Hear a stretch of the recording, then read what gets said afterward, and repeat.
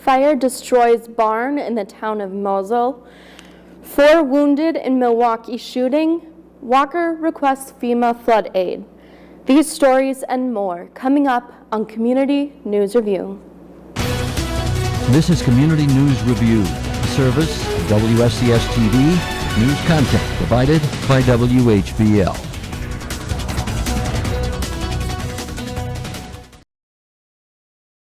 Hello, I'm Maddie, and this is Community News Review for Monday, September 17th, 2018.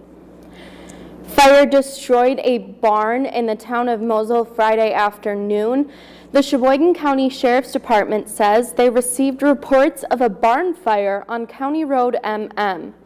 More than a dozen departments responded to the scene, but were unable to save the barn.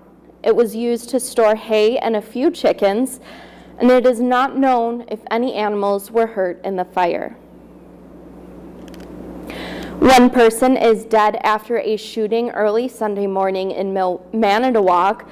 Police say that they were responding to a fire alarm on South 35th Street early in the morning when a man with a blunt instrument confronted an officer. That officer fired his weapon at the man, and the man was pronounced dead at the scene.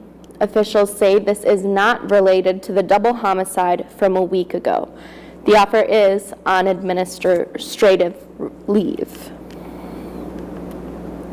A Sheboygan man has been arrested and facing charges after a high-speed chase in Manitowoc County Wednesday afternoon.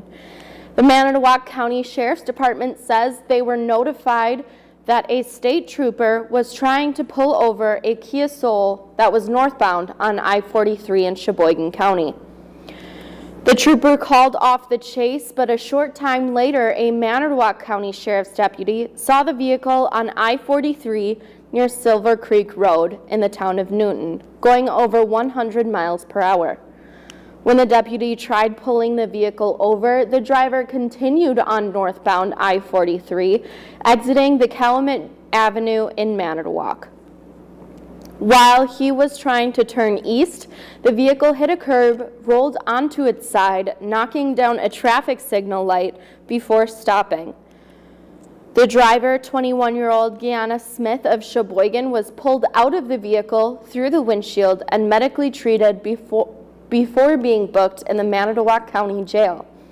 He is facing felony charges of fleeing an officer, OWI, and a number of traffic-related charges. A 30-year-old man is in critical condition after a farming accident yesterday afternoon in the town of Herman. The Sheriff's Department received a 911 call about a man who caught his clothing in a power takeoff device, which spins at a high rate of speed behind a tractor to drive other pieces of the farm equipment. A number of area departments responded, and Flight for Life transported the man to Theta Care and Neenah to be treated. A neighborhood dispute led to a Saturday shooting in Milwaukee. 4 people were wounded near 21st and National Streets.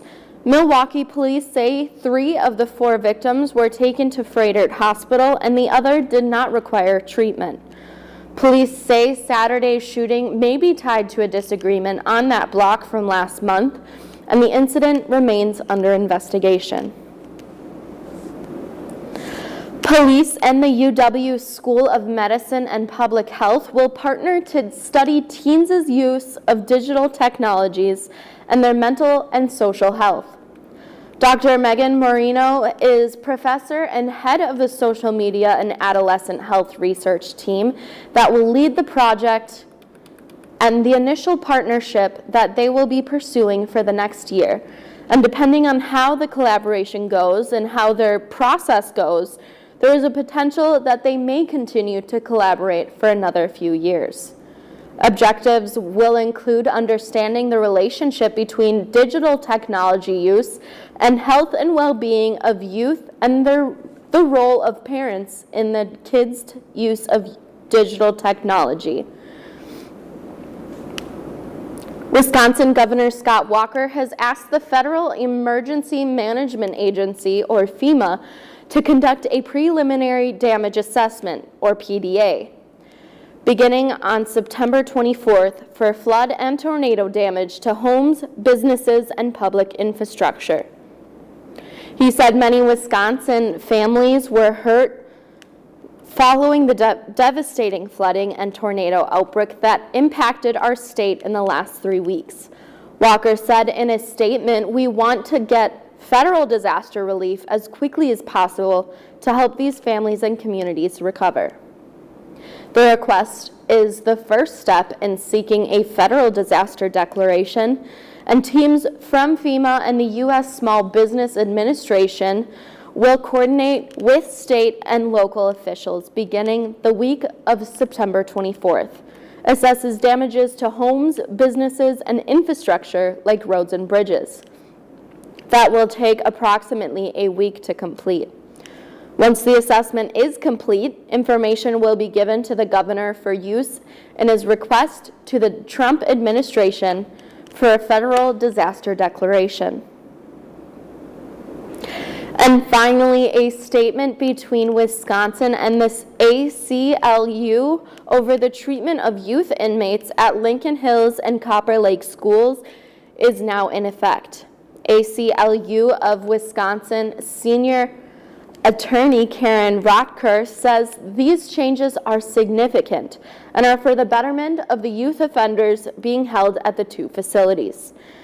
This is something that, after a lot of mediation and negotiation, that both sides reached an agreement on, and we think that it will improve significantly in the conditions at Lincoln Hills and Copper Lake schools. One of the most important parts of that settlement is ending punitive solitary confinement. Ultimately, it will be eliminated within 10 months of when the court actually signs the orders, said Rotker.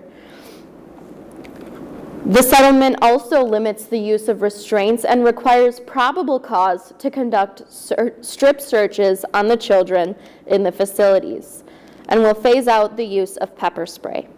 Under the guidelines, the Department of Corrections will also have an outside monitoring at both schools. There's going to be an outside monitor who will be able to come in, observe what's going on, perhaps give suggestions, but help ensure the agreement is being complied with. And that is all we have for today. Join me again next time for another recap of our local news. From all of us at Community News Review, have a great day.